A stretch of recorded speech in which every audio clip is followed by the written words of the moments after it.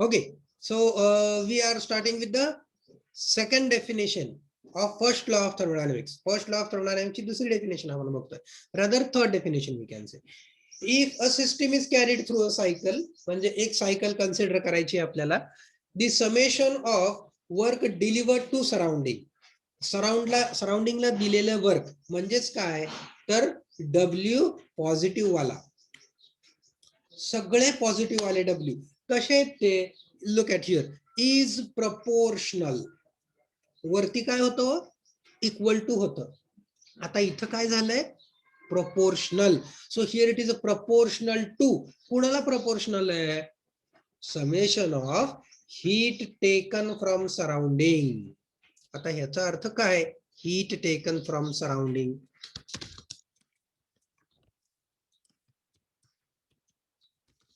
Heat taken from surrounding म्हणजे काय heat added to the system, system मध्ये add केलेली heat. Heat taken from surrounding म्हणजेच heat added to the system, याचाच अर्थ होतो ऑल पॉझिटिव्ह क्यू. ही डेफिनेशन काय सांगते आपल्याला summation of positive W is proportional to summation of positive Q. Clear. So या डेफिनेशनचा अर्थ हा होतो. इथं मध्ये काय टाकायचं आपल्याला प्रोपोर्शनॅलिटी सिम्बॉल.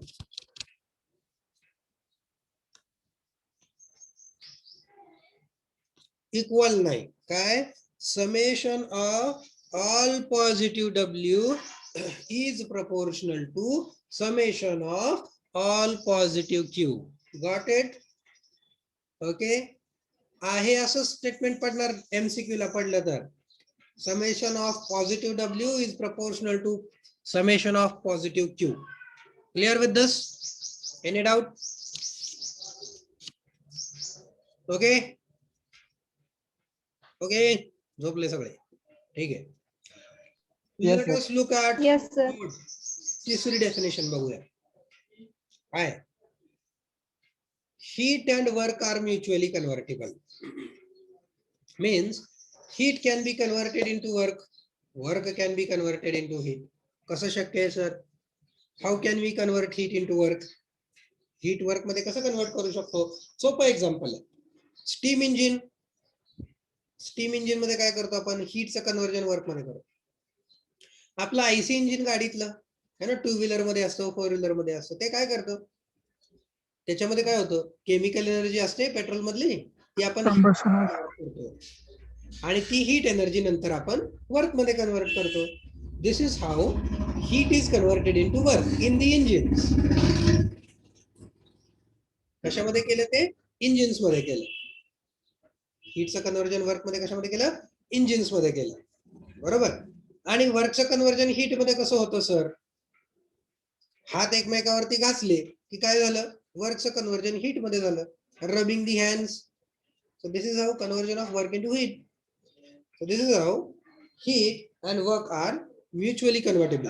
हे दोन्ही एकमेकांमध्ये कन्वर्ट होऊ शकतात. But since energy can neither be created, पण एनर्जी क्रिएट करता येत नाही, नॉर बी डिस्ट्रॉइड, म्हणजे एनर्जी डिस्ट्रॉय पण करता येत नाही. बरोबर आहे, हे पहिल्यांदाच शिकलोय आपण. Energy can neither be created nor be destroyed. Total energy associated with an energy conversion remains constant. Total energy associated with energy conversion remains constant. Sir याचा काहीच अर्थ कळाला नाही. Let me explain you. Let me explain you now. See, this sentence means heat can be converted into heat work, but not 100%. म्हणजे काय हीटला आपण work मध्ये convert करू शकतो, पण सगळीच्या सगळी हीट वर्क मध्ये कन्वर्ट होत नाही. सगळीच्या सगळी हीट वर्क मध्ये कन्वर्ट होत नाही. काहीतरी सांगताय सर, आम्ही गाडीमध्ये पेट्रोल टाकतो, सगळेच्या सगळं पेट्रोल जळतं, एक टिपका सुद्धा पेट्रोल शिल्लक राहत नाही, सगळं पेट्रोल जळतं आणि आमची गाडी पळते. मग सगळ्या हीटचं कन्व्हर्जन झालं की वर्क मध्ये होतं का? तसं नाही. का होत नाही सांगतो, सोपं उदाहरण घ्या. गाडी चालू केली आपण, पेट्रोल कंबस्ट व्हायला लागलं, पेट्रोल जळायला लागलं, पेट्रोल जळायला लागल्यानंतर हीटचं कन्व्हर्जन वर्क मध्ये झालं. ऍट द सेम टाइम गाडीचं इंजिन गरम होतं ना हो? होतं का गाडीचं इंजिन गरम? कधी हात लावून बघितलंय का? गाडीचं इंजिन गरम होतं, प्लस सायलेन्सर गरम होतो. सायलेन्सर का गरम होतो? इंजिन गरम होतं समजू शकतो, सायलेन्सर का गरम होतो? Can anyone? गाडीचा मागं सायलेन्सर असतो ना, बाहेर पडतो, तो गरम होतो सायलेन्सर. तो का गरम होतो उगाच विनाकारण? त्याचं काय कारण व्हायचं कारण? तर त्यातनं धूर गरम निघतो. दिस इज आय वॉज एक्सपेक्टिंग. तर त्याच्यामधून जो धूर निघतो तो धूर गरम आहे, बरोबर आहे की नाही? त्याच्यामध्ये जो धूर निघतो तो धूर गरम आहे. याचा अर्थ सगळी हीट वर्क मध्ये कन्वर्ट झाली नाही, थोडीशी हीट बाहेर पडली धुरासोबत, बरोबर आहे का? थोडीशी हीट इंजिन मधली पेट्रोल कंबस्ट झाल्यानंतरची थोडीशी हीट त्या धुरासोबत बाहेर पडली, बरोबर? म्हणजेच 100% हीटचं कन्व्हर्जन वर्क मध्ये झालं नाही. थोडीशी हीट कशासाठी वापरली गेली? तर थोडीशी हीट टेम्परेचर वाढवण्यासाठी वापरली गेली, बरोबर आहे का? टेम्परेचर वाढवलं आपण थोड्याशा हीटनं, म्हणजे मी 100 किलो जूल हीट जर दिली तर त्यातली 50 किलो जूल हीट वर्क मध्ये कन्वर्ट झाली आणि 50 किलो जूल हीट जी आहे ती टेम्परेचर वाढवण्यासाठी वापरली गेली. Getting it?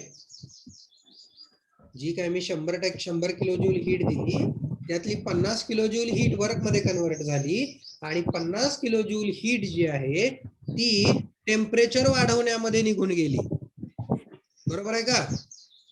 याचाच अर्थ whatever Q I am supplying, that Q get converted into W plus, सांगा प्लस काय लिहिणार इथून मी आता? टेम्परेचर लिहायचं.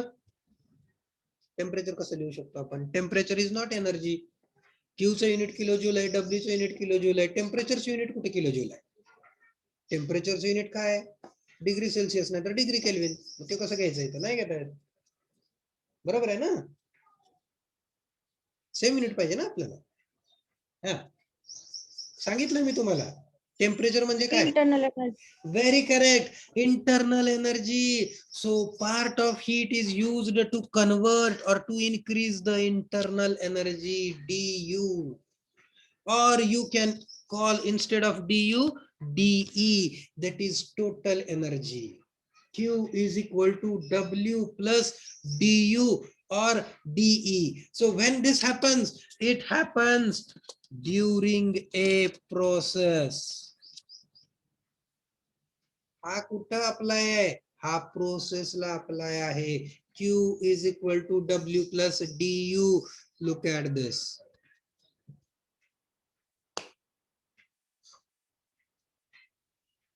Energy conversion process. इथं प्रोसेस हा शब्द आपल्याला ऍड करायला पाहिजे.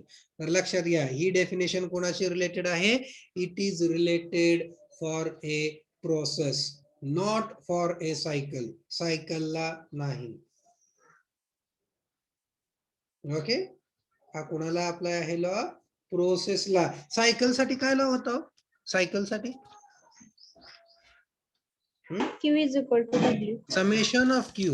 Summation of Q equal to summation of W. W. हा होता सायकल, फॉर ए सायकल. आणि फॉर ए प्रोसेस काय झाला? Q equal to W plus du. मग याच्यामध्ये आपण कसं लिहू शकतो? सपोज माझी प्रोसेस आहे 1 to 2. So for Q during process 1 to 2 is equal to W during process 1 to 2 is equal to du during process 1 to 2.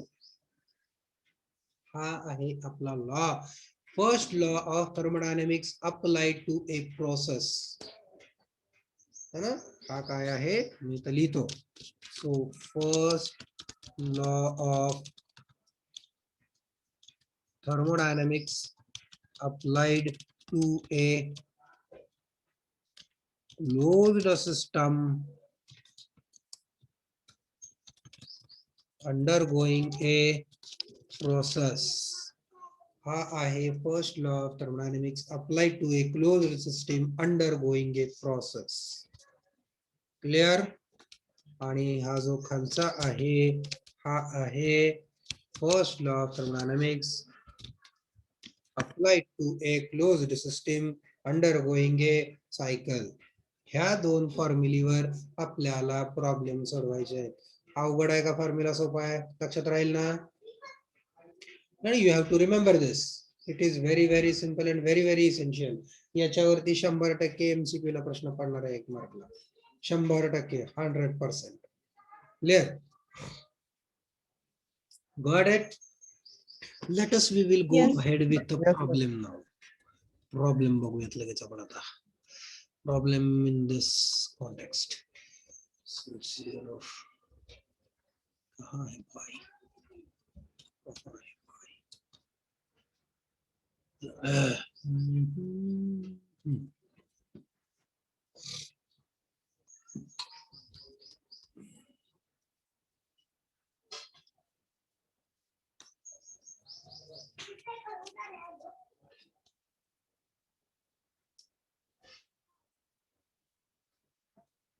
सोपा वाला घेऊयात, अवघड तुम्हाला शकणार नाही.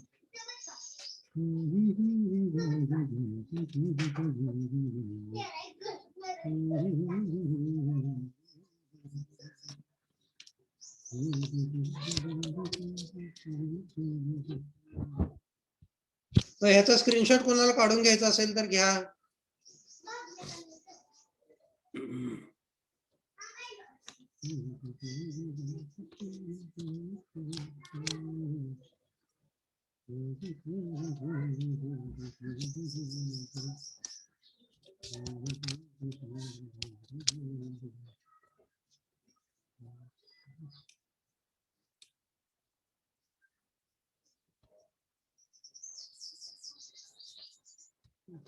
असते.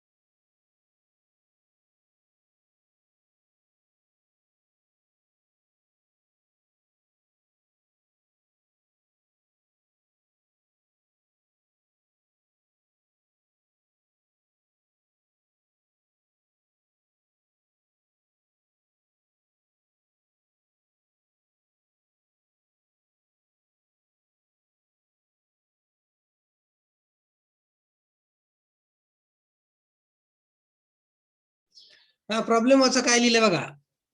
ए सायकल कॉम्प्राइजेस ऑफ 3 प्रोसेसेस. एक सायकल आहे त्याच्यामध्ये 3 प्रोसेस आहेत. The energy transfer in each. प्रत्येक प्रोसेस मधलं एनर्जी ट्रान्सफर हे असं दिलेलं आहे. In tabulated below QW delta U. Okay. So let me explain you the table first. Me table explain करतो तुम्हाला पहिल्यांदा. ही प्रोसेस 1-2, प्रोसेस 2-3, प्रोसेस 3-1. म्हणजे 1 ते 2, 2 ते 3, 3 ते 1 ह्या अशा प्रोसेसेस आहेत. या प्रोसेस मध्ये काय काय झालेलं आहे तर Q, पहिल्या प्रोसेस मध्ये Q हा 80 किलो जूल आहे. पहिल्या प्रोसेस मध्ये W हा 30 किलो जूल आहे. आपल्याला काढायचा आहे डेल्टा U. दुसऱ्या प्रोसेस मध्ये Q काढायचा आहे. W त्यांनी -50 किलो जूल दिलाय आणि डेल्टा U त्यांनी दिलाय +20 किलो जूल. तिसऱ्या प्रोसेसचं त्यांनी काहीच दिलेलं नाहीये आणि आपल्याला ते तिन्ही व्हॅल्यूज काढायचे. क्लिअर. तर ह्याच्यामध्ये एक गिवन डाटा मिसिंग आहे. सो इथला गिवन डाटा लिहितो मी. The total heat transfer during a cycle is 100 kilojoules. कुठे गेलं ते?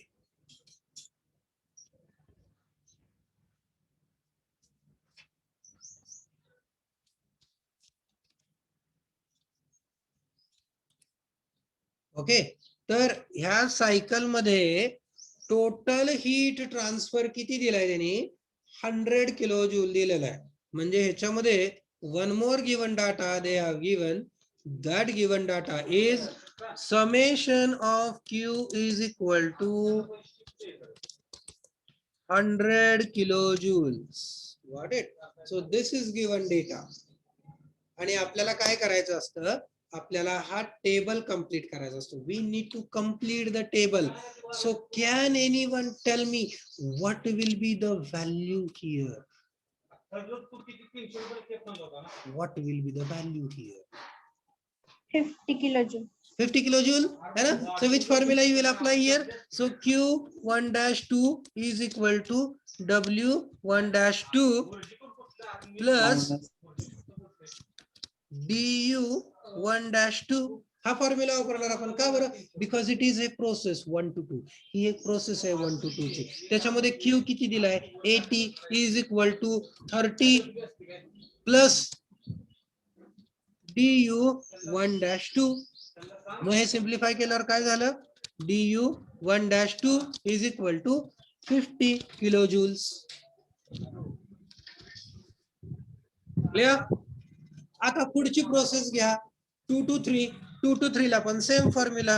Q2-3 is equal to W2-3 plus DU2-3. बरोबर का? क्लियर? हा पुढचा फॉर्म्युला प्रोसेस 2 to 3 साठीचा. कसं लिहिणार आपण? सो Q2-3 माहित नाहीये इज इक्वल टू W किती आहे? -50 plus 20. So Q2-3 is equal to -30. -30 kilojoules. Clear? Now for last process. आता काय करायचं? काहीच दिलेलं नाहीये. So what to do? आता काय करायचं? What to do? तिसऱ्या प्रोसेस मधलं काहीच नाहीये आपल्याकडं. So what can be done now?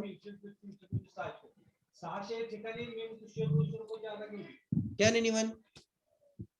Summation Q is equal to summation W. हा, summation Q equal to summation W. ते नंतर, पण त्याच्या आधी नुसतं समेशन Q घेऊया. Summation Q is equal to काय असणार? Q1-2 plus Q2-3 plus Q3-1. बरोबर आहे का हे? म्हणजे 100 इज इक्वल टू Q1-2 80 आहे. Q2-3 किती आहे? -30 आहे. प्लस Q3-1 आपल्याला कॅल्क्युलेट करायचं आहे. आपल्याला माहित नाहीये. Getting it? So we don't know Q3-1. So that is how Q3-1 is equal to किती येतोय? 50. It becomes 50 kilojoules. Clear? कळालं का? मी काय केलं आधी? सो मी आधी इथली व्हॅल्यू काढून घेतली. Q3-1 काढला. आता मी W3-1 कडे जाणार आणि त्याच्यासाठी मी कसं जाणार? Just now someone told us ना, summation of Q is equal to summation of W. म्हणजेच 100 is equal to W1-2 plus W2-3 plus W3-1. 100 is equal to W1-2 30 आहे, मायनस 50 आहे, प्लस W3-1.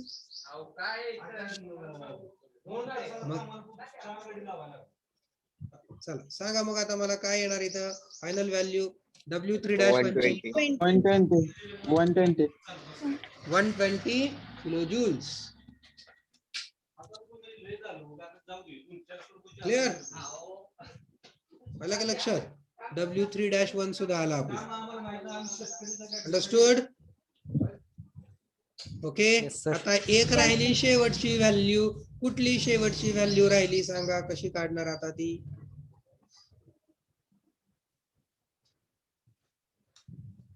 कुठली राहिली आता? डेल्टा U3-1 राहिली. मग Q3-1 equal to W3-1 plus DU3-1 घ्या खाली. काय आहे तो? Q3-1 किती आलेला आहे तुमचा? 50. 50 आलाय. बरोबर आहे का तो? Q equal to W3-1 120 plus DU3-1. Therefore, DU3-1 is equal to -70. minus 70 kilojoules. ठीक आहे का? आता माझ्यासाठी सगळ्यांनी एक काम करायचं. सगळ्यांनी मला सांगायचं समेशन ऑफ DU किती येतोय?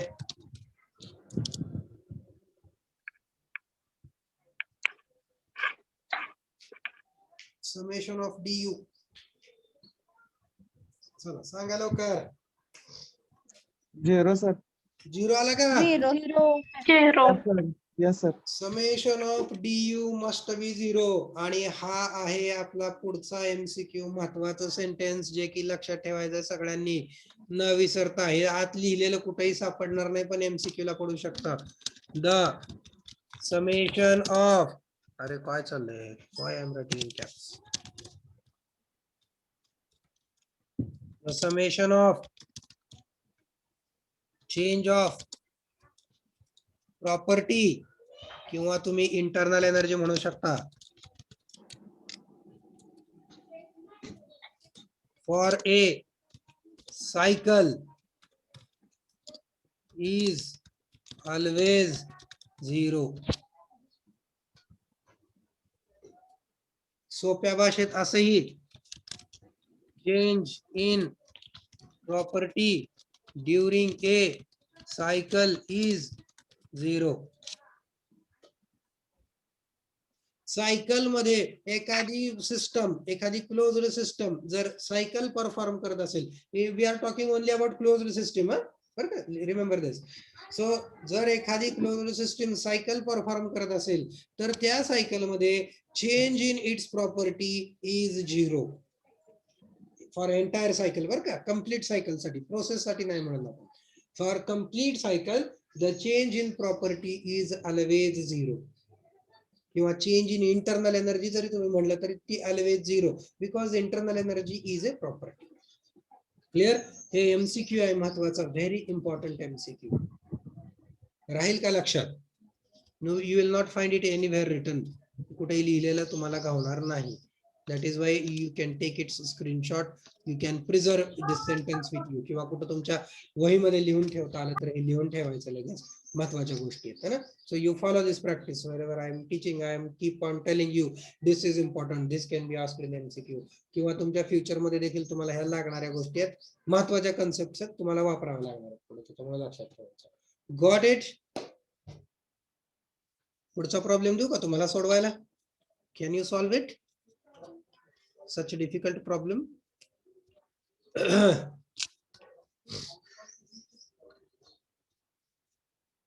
हा देतो. This one I will give.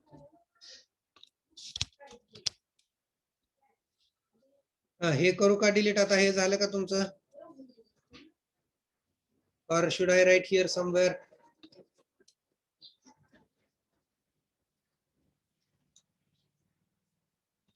इथे लिहितो मी.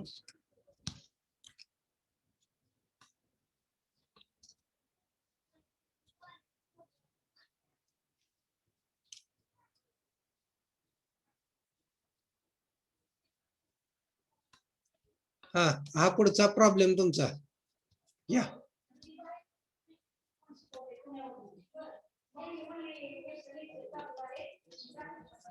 पप्पा मी आता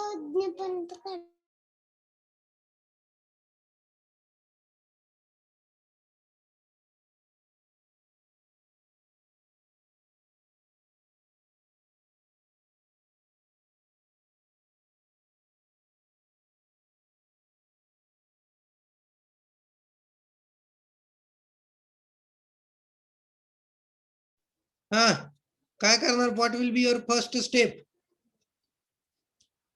इथं नील काय घ्यायचंय? What this nil means? Here nil means 0. बरं का? सो इथं काय कन्सिडर करायचं आहे? नील इज 0. Neel is 0. नील आहे म्हणजे 0 आहे. तुम्हाला कॅल्क्युलेट काय करायचं आहे? What you need to calculate? You need to find out change in internal energy for each process. You need to find du in kilojoules per minute. See, इथं energy conversion या particular problem मध्ये energy unit कन्वर्जनची गरज नाहीये. You can consider kilojoules per minute, no problem. आणि तुम्हाला इथं du find out करायचं आहे.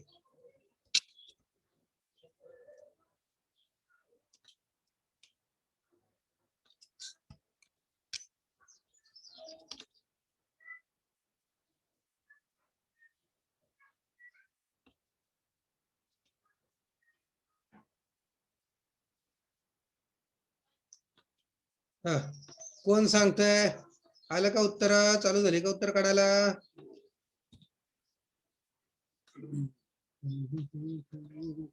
10,000. 10,000 प्लस मायनस सहित सांगायचं. Plus. Plus plus okay, plus 10,000. Right, very correct. Second one.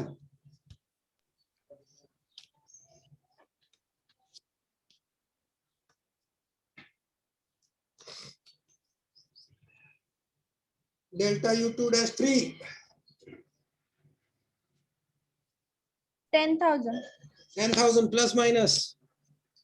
Plus plus ना signs are very important. Remember, sign फार महत्वाचे त्याच्यामध्ये. हा next.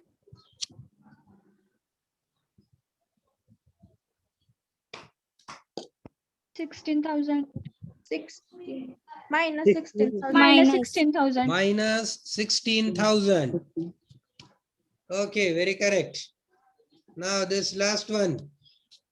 Minus 4,000. minus 4,000 Minus 4,000. Done with. Clear? So this is what the problem. Now here they also ask. 1000 minus 2,000 4,000 आणि 1400 plus 2,000 किती आलं? 1,600. हो दे, नाही तर नाही माझे. जा. Okay, ठीक आहे. कधी कधी असा देखील प्रश्न पडतो बरं का. Now look at the question. Prove that the table results are consistent with first law. Prove that the table results are consistent with first law, or prove that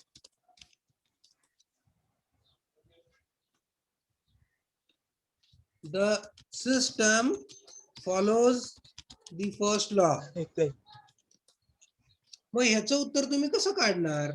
जर त्यांनी असं म्हटलं, prove that the table results are consistent with first law, किंवा prove that the system follows the first law, किंवा check whether the system is following first law, किंवा check करा system first law follow करते का नाही. काय करावं लागेल तुम्हाला? What should be your approach? Sir सगळ्याचं समेशन करायचं आणि Summation answer zero आलं पाहिजे. Correct. So you should first find out summation Q. Then you should find out summation W. And then you should write Summation U. as this summation Q is equal to summation W. Summation. System follows first law. Okay, or table results are consistent with first law. Table results say first law she consistent आहे असं लिहू शकतो. Clear? Okay नाव पुढची एक term असते ह्याच्यामध्ये. One more term is there in these problems like find out. हा देखील प्रश्न 1 मार्काला पडू शकतो बरं का. असा टेबल देतील अख्खा आणि ते तुम्हाला विचारतील find out the thermal efficiency of the cycle.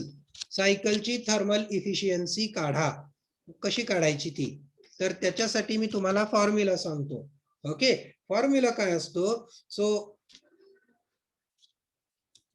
Thermal efficiency is equal to काय करायचं तर sum of all W sum of all W divided by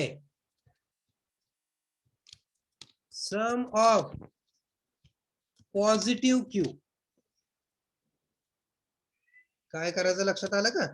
sum of all W divided by sum of positive Q, फक्त positive Q into 100.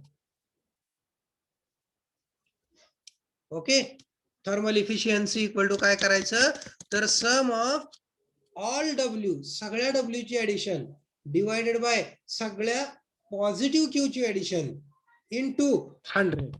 मग सांगा कसं करणार.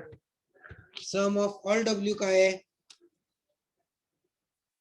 Minus 10,000 plus 0 plus 14,000 minus 2,000.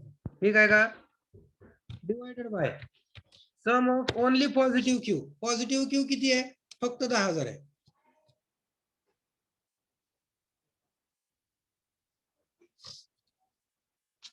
ठीक आहे इनटू 100 किती येत आहे सांगा. 20. 20%. क्लिअर. अशी काढली जाते thermal efficiency. Thermal efficiency it will be denoted by a symbol called zeta. Zeta is the symbol used for thermal efficiency. So how it is? Zeta का eta काय म्हणता येईल तुम्ही. Eta. इटा सर इटा. हा, इटा जिटा काय मराठी नाव पाहिजे त्याला काहीतरी. इटा जिटा काय. Okay, so thermal efficiency is equal to 20%. So in exam also they can ask like, they will give all Q, they will give all W, and they will ask you to find out the thermal efficiency of the cycle. आणि ते तुम्हाला सायकलची thermal efficiency काढायला सांगतील. तुम्हाला काय करायचंय सम of all W सगळ्या पॉझिटिव्ह निगेटिव्ह सगळ्या W ची बेरीज घ्यायची आणि डिवायडेड बाय फक्त पॉझिटिव्ह Q ची समेशन घ्यायची. Only positive Q. Clear. Negative Q घ्यायचे नाही. लक्षात राहील का हे. W घेताना सगळ्या W ची बेरीज आणि Q घेताना फक्त पॉझिटिव्ह Q ची बेरीज into 100. This is the formula for thermal efficiency. Clear. ह्याचा स्क्रीनशॉट काढून ठेवायचा. This is very very important. So here we studied two important terminologies. कुठल्या 2 इम्पॉर्टंट टर्मिनॉलॉजीज. पहिलं table results are consistent with first law आणि दुसरं finding out the thermal efficiency. Clear. These 2 important terms we studied. Okay then. ठीक आहे का. Yes sir. Okay, so we will stop here for today. We'll meet in next lecture. Yeah. Thank you.